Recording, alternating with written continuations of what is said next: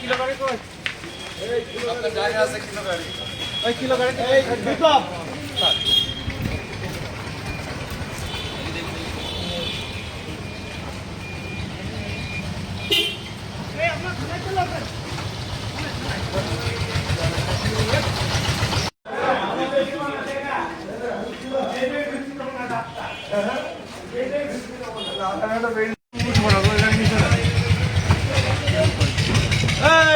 গাড়ি দিতে আসেন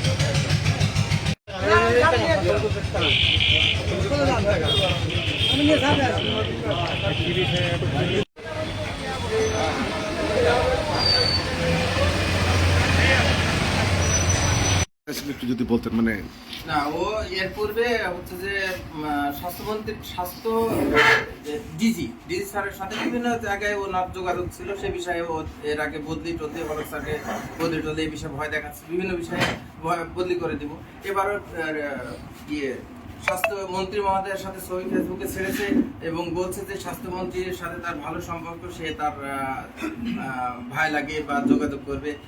সে অবশ্য ফেসবুকে দিয়েছিল যে 15 তারিখ, আজকে মানে 15 তারিখে আজকে তার ঢাকায় যাওয়ার কথা ছিল নাকি এরকম কিছু। তো যাই হোক, সেই আলোকে সে ভয় দেখাচ্ছে যে আমরা বদলি করাবো, বদলি করে দেবো, রাখবো না এখানে। এখানে কত বছর আছে তথ্য চাচ্ছে, আমি কত তথ্যটা সাধারণ মানুষ তো তথ্য চায় না, মানে সাংবাদিক হিসাবে আমি তার কাছে বলেছি আপনি আমার কাছে কি পারপাসে বা কি অধিকার বলে তথ্য চাচ্ছেন, মানে আপনার কাছে ডকুমেন্টস আপনি কোন পেপারস দেখান যে আপনি এই পেপারসে বলে আপনি আমার কাছে আমি যোগদান কবে করছি, বড় কবে যোগদান করছি, অফিসের স্টাফ কি কতদিন যোগদান করছে, যোগদান পত্র দেখান, এগুলো আপনি কিভাবে চাচ্ছেন সেগুলো দেখান। সে দেখায় না, সে বলছে আমি চাচ্ছি দিতে হবে, মানে কি আমি চাচ্ছি দিতে হবে, এটাই শেষ করে। মানে সাংবাদিক পরিচয় দিছে না মন্ত্রীর আত্মীয় পরিচয়? সে বলছে যে আমি চাচ্ছি দিতে হবে, এক কথায়। ঠিক আছে, এইটাই। আচ্ছা। আর বাঁশবাড়িতেও হচ্ছে যে ও এর আগে হচ্ছে চাঁদাবাজি করতে যে ধরা খেয়েছে, সে ভিডিওটাও আমার কাছে। এখন আপনি কি আইনগত কোনো পদক্ষেপ নিচ্ছেন? হ্যাঁ, আইনের মাধ্যমে যেটা হয় আমি সেটাই। বিষয়ে কি ঘটনাটা একটু বলেন তো। ঘটনা হচ্ছে আমি এখানে ওনার তথ্য যাতে আছি, হ্যাঁ, ওনার যোগদানে যেহেতু এখানে যে প্রধান ছিলেন হলো কুমার দাস, করোনাকালীন সময় বিরাট দুর্নীতি আছে, তথ্য চাইতে আসি।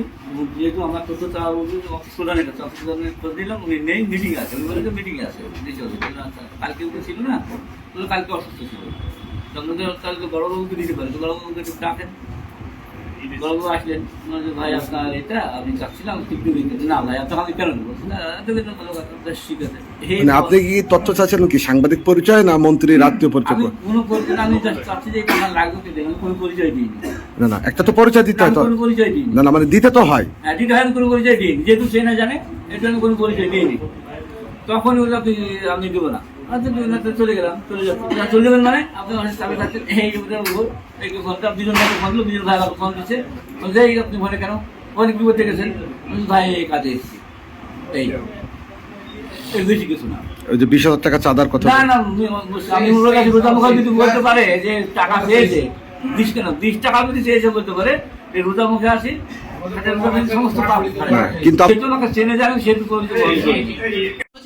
সুতরাং আইনগত বিষয়ে হচ্ছে এটা সমাধান হওয়া উচিত বলে আমি মনে করি। সুতরাং যিনি অভিযোগ করছেন উনি সহ আমি মনে করি যে এটা আপনাদের হাওলায় নিয়ে গিয়ে এবং সেখান থেকেই হচ্ছে এটা আইনগতভাবে এটা সমাধান হোক। কারণ আমাদের সরকারি কাজে যদি কেউ ডিস্টার্ব করে তাহলে তো আমাদেরকে সেখানে চিন্তা করতে হবে। সরকারি কাজে তো ডিস্টার্ব করা যাবে না। সরকারি অফিসে আমি ডিসি অফিসের মিটিংয়ে গিয়েছি, এর মাঝখানে যে কেউ এসে আমার অফিসে এক ধরনের এই যে একটা বাজে পরিস্থিতি তৈরি করেছে, এটা তো আসলে ঠিক না। যাই হোক, যে বিষয়গুলো আনঅফিসিয়াল, আমি অফিসিয়ালি জানি না, সেই বিষয় নিয়ে আসলে এই মুহূর্তে আমার মন্তব্য করার কোনো সুযোগ নাই। যেহেতু সুযোগ নাই, আমি যেটুকু বর্তমান সিচুয়েশনে যা হচ্ছে সেটুকুর উপরেই আমার ডিসিশন। এটা যেহেতু আপনার কাছে চেয়েছে, আমার কাছে সরাসরি না, তো আমি তো এখানে এই বিষয়ে বলতে পারছি না কথা। সুতরাং আপনার কাছে চেয়েছে এবং ঘটনাটি আমার অফিসের ভিতরে ঘটেছে বিধায় আমি কথা বলছি। আমার অফিসের বাইরে হলো, সেখানে কথা বলার আমার কোনো সুযোগ ছিল না। যেহেতু আমার অফিসের ভিতরে এবং আমার অবর্তমানে ঘটেছে, সুতরাং অবশ্যই এই বিষয়টি আইনগতভাবে সমাধান হওয়া উচিত বলে আমি মনে করি। এখন এখানে উপস্থিত জনসাধারণ যারা আছেন ওনারাও সেই একই ধরনের কথাই বলেছেন, যেটা আইনগতভাবে হওয়া উচিত। আমি ওনাদের সাথে এ বিষয়ে একমত পোষণ করছি। কি হয়েছিল একটু বলেন তো আজকে, মানে উনি এসে বলছে যে আপনার যোগদানের কপি দেন, এখানে এসে কতদিনে বা যোগদান করে কতদিন আছেন। এর আগে উনি ফেসবুকে স্ট্যাটাস দিচ্ছে, আমাকে হোয়াটসঅ্যাপে নক দিচ্ছে যে আপনার এখানে থাকা কতদিন হলো, কতদিন। তো আমি কোনো রিপ্লাই দিয়ে ব্লক রেখেছি। আবার আজকে এসে বলছে যে আপনার যোগদানের কপি দেন, মোশাররফ ভাইয়ের যোগদানের কপি দেন, আপনাদের কতদিন কি যোগদান করছেন। তা আমি বললাম আপনি কেন দেবো, আপনি কি পারপাসে বা কোন পাওয়ারের বলে বা অধিকার বলে এসেছেন এখানে, আপনার কোনো পেপার বা কোনো সাবমিট করেন। আমাদের নিয়ম অনুযায়ী হচ্ছে যে ঊর্ধ্বতন কর্তৃপক্ষ যদি পেপার চাই, আমরা ঊর্ধ্বতন কর্তৃপক্ষের চিঠি বলে আমরা সেই চিঠির উত্তর দেবো বা পেপার চাই। তো বলছে আমি এসেছি, আমাকে দিতে হবে, দেন, না দিলে পারে এই দেন, টাকা দেন, চাঁদা দেন। কত টাকা চাইছে? চাঁদা চাইছে 20,000 টাকা। চাইলেন যে ঠিক আছে দিতে হবে 20,000, তাহলে আপনাকে আমি চাঁদা দেবো না আর পেপারসও দেবো না।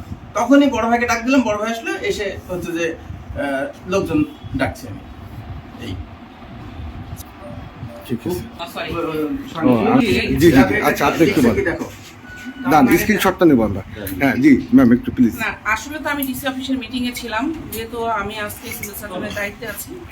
আমি সমন্বয় মিটিং এ ওখানে ছিলাম। এমন অবস্থা অফিস থেকে আমার কাছে ফোন যায় যে অফিসে খুব মানে মারামারি হচ্ছে। আমাকে মেডিকেল অফিসার আমাকে জানায় যে স্যার নিচে খুব গন্ডগোল হচ্ছে, মারামারি হচ্ছে। আমি ভয় নিচে নামি। আচ্ছা আচ্ছা। এখন যেহেতু সে একাই এখানে আছে, তো আমি সেই কথা শোনার পর আমি ডিসি মহোদয়ের কাছ থেকে আসলাম। তো এসে তো যা দেখছি, আসলে আপনারা যা শুনলেন আমিও সেটাই দেখছি। যেহেতু অফিসিয়াল আমি এক বিষয়ে ইনফর্ম না, মানে আমাদের অফিসিয়াল সরকারি নিয়ম অনুযায়ী যে কোনো বিষয়েই কোনো দপ্তরে কারো কোনো বিষয়ে জানতে হলে তথ্য, অর্থাৎ যে কোনো তথ্যের জন্য উক্ত দপ্তরে যিনি তথ্য প্রদানকারী কর্মকর্তা থাকেন তার মাধ্যমে তথ্য নিতে হয় বা তার সাথে যোগাযোগ করতে হয়। কিন্তু দুঃখের সাথে জানাচ্ছি যে অভিযুক্ত এখানে যাবে, এখানে অভিযোগগ্রস্ত যিনি আমার অফিসে এসে কথা বলছেন আব্দুর রউফ সাহেব, উনি আসলে কখনো অফিসিয়ালি আমার সামনে আসেন নাই বা আমার কাছে কখনো কোনো বিষয় নিয়ে অ্যাপ্রোচ করেন নাই। এখন হঠাৎ করে এসে শুনি উনি এখানে চাঁদা চাচ্ছেন বা অফিসিয়াল বিভিন্ন তথ্য চাচ্ছেন, যেটা আসলে আইনগতভাবে এটা তো সরকারি নিয়ম নয়। কারণ সরকারি দপ্তরের সকল কিছুই আমরা বলি যে এটা হচ্ছে কনফিডেন্সিয়াল এবং সেটা সরকারি নিয়ম অনুযায়ী আপনি হচ্ছে এটা চাইতে পারবেন। যেহেতু এটা নিয়ম আছে, সরকার প্রদত্তই একটা সিস্টেম আছে, সেই সিস্টেমকে ভায়োলেট করে তো আসলে আমরা চলতে পারবো না, তাই না? তো এখন উনি এবং আমার অফিসিয়াল স্ট্যাটিস্টিশিয়ান জনাব আকরাম সাহেবের অভিযোগ, উনিও আমাকে ফোন দিয়েছিলেন যে স্যার আমার কাছে চাঁদা চাচ্ছে এবং এই চাঁদা না পাওয়ার কারণে আমার উপরে চড়াও হয়েছে, যেটা উনি আমাকে জানিয়েছেন। এখন বিষয়টা হচ্ছে আমি ওই মুহূর্তে উপস্থিত না থাকলেও ঘটনার যেটুকু বুঝলাম যে রউফ সাহেব নিজেও আমাকে বললেন যে হ্যাঁ আমি এসে বড়বাবুর কাছে তথ্য চেয়েছি, আমি ওনার কাছে তথ্য চেয়েছি। তো আমি শুধু এটুকুই মানে ওনার কাছে আমার বলার ছিল যে আপনি তথ্য চাইলেন, আমি নাই, আপনি শুনলেন আমি একটি মিটিংয়ে গিয়েছি, তাহলে আপনার অবশ্যই উচিত ছিল অপেক্ষা করা।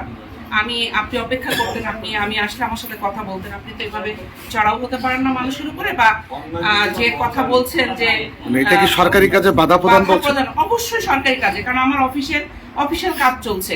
আমি একটি মিটিং আছে অফিসে, তো আমাদের প্রত্যেক অফিস তার এমনি এমনি বসে থাকে না, তাই না? সেখানে অনেক কাজ থাকে। তাছাড়া আমি ওনাকে একটি কাজও দিয়েছিলাম, তো আমি জানি না উনি কাজটা কতদূর করেছেন। তো বিষয় হচ্ছে যে সরকারি দপ্তরে যে কোনো মানুষ যদি সরকারি কাজে বাধাগ্রস্ত করে, তাহলে সেক্ষেত্রে আমাদের কাছে আসলে আইনগতভাবে এটা প্রতিকার চাওয়া ছাড়া আমি তো আসলে কোনো অপশন দেখছি না। এখন কি আইনগত কোনো পদক্ষেপ নেবেন? আইনগত পদক্ষেপ দেখেন, যেহেতু ঘটনাটি সরাসরি আমার সাথে ঘটে নাই, তো আমি তো এখানে কিন্তু আমার অফিস প্রিমিসেস এবং আমার অফিসের ভিতরে ঘটেছে, সুতরাং অফিস প্রধান হিসেবে এটা তো আমার দায়িত্ব এই বিষয়টাকে ইন্টারফেয়ার করা। তো সেখানে আমার মতামত হচ্ছে যে যেহেতু আমার অফিসের একজন হচ্ছে সদস্য, আমার একজন স্টাফ, আমার স্টাফ সাহেব বলছেন যে ওনার কাছে চাঁদাবাজি ইতিপূর্বে উনি করেছেন এবং এখনো করেছেন এবং পুরো ঘটনার সাক্ষী উনি নিজে। তো আমি মনে করি যে, এবং এখানে আমাদের পুলিশ সদস্য ভাইরাও এর মাঝখানে আমি আসার আগে আমি এসে দেখলাম যে ওনারা পৌঁছে গিয়েছেন, সমস্ত অফিস থেকে ওনাদেরকে কল করা হয়েছে। তো এমতো অবস্থায় বা বিভিন্ন জনের যে অভিযোগ ওনার বিরুদ্ধে যে ধরনের কর্মকাণ্ড বিভিন্ন দপ্তরে গিয়ে করে থাকেন, আমি জানি না এটার কতটা সত্যতা আছে, কিন্তু যাই হোক, এখানকার সাধারণ মানুষেরও যে বক্তব্য সেই অনুযায়ী আমার কাছে মনে হয়েছে যে সরকারি মানে আমাদের সরকারি দপ্তরে কর্মকাণ্ডে যদি কেউ বাধা প্রদান করে তাহলে সেটার অবশ্যই আমাদের আইনগতভাবেই সেটা প্রতিকার চাওয়া উচিত। তো আমি মনে করি যে আমি পরামর্শ দিব আমার স্ট্যাটিস্টিশিয়ান সাহেবকে যে উনি এই বিষয়ে আইনগতভাবেই প্রতিকার চাইবেন। ধন্যবাদ।